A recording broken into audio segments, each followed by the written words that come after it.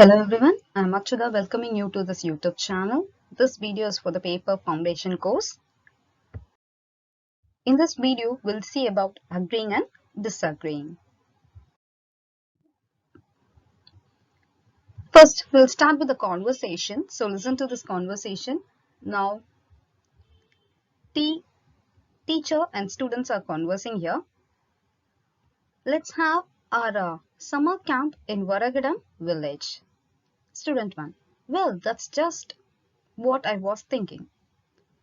But student 2. I'm afraid I can't agree. The place will be too hot in summers. Student 1. I think that will be indoors all the time and therefore it should not matter. Teacher, you're right. I hope you will agree with us that it's the best place since it is close to Chennai. So this is a conversation taking place inside a classroom. That is for the summer camp. We can concentrate on certain phrases, right?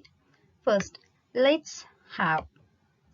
So when we are introducing something, we have to be in a polite way. So we can have, let's have a summer camp in Oragadam village. So when you agree to something, we directly say, well, that's just what I was thinking.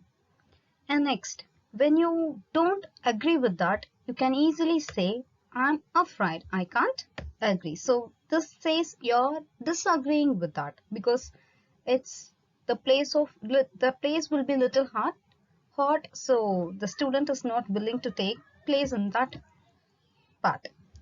And I think that will be indoors. So next one, you're just persuading to the students come in there. So you're going to be inside at the summer camp. So you're not going for a outing trip or a picnic or a tour. So you can't agree with that. And next one is, therefore, it should not matter. Then teachers say, you are right. So again, the term of agreement. I hope you will agree. So with this conversation, we can find that how a question is posted and how it is agreed and how it is disagreed. In all those things were done in a polite, courteous way. And another example is here. That is, A, B, and C are talking with each other. A. The talk was wonderful. They have listened to a talk and they are discussing about the talk that they have listened. The talk was wonderful. Don't you think so? So this man is agreed with the talk. And now B is going to agree or disagree the next one statement. Absolutely. It was well organized. And C. I see things rather differently. The overall may have been good, but examples were not appropriate. So I see things rather differently. I don't think that should lead you to conclude against the speaker. So next one is again. So these terms will say that that's the way how they agree as well as disagree. And we'll come to our point now. From those two examples, we can remember that what are the ways and what are the expressions that we can use to agree and disagree.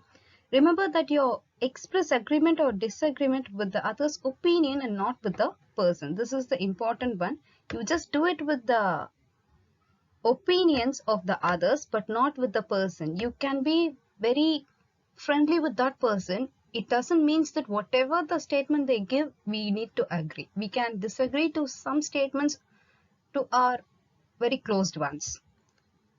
It doesn't mean that we disagree to that person, just we are disagreeing only to the opinion of that person. So you should provide reasons for doing so. So when you are disagreeing or agreeing to something, you have to be very clear for what reason you are agreeing to it or for what reason you are disagreeing to it.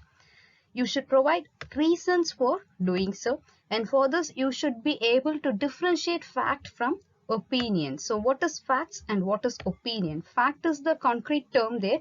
Opinion can change from person to person, whereas facts cannot change from person to person. So facts are true, stable, whereas opinion is unstable. You should provide proof or evidence for your own wishes. And do not exaggerate for the sake of winning an argument. So facts, as we stated, facts are true, and you should not change the fact, and you should not exaggerate the fact just to win the argument. And be polite while expressing your ideas, especially when you disagree with others. So you have to be highly polite in the way of expressing it. Next, here are a few expressions. Come, let's find out which one stands for agreement and which stands for disagreement. And I wonder if you would agree with. So this constitutes to, yeah, you're right, it's agreement.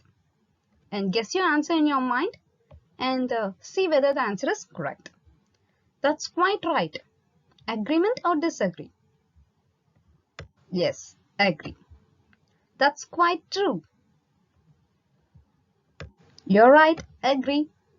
I don't think I can disagree. Good. And oh, absolutely. Yeah, agree.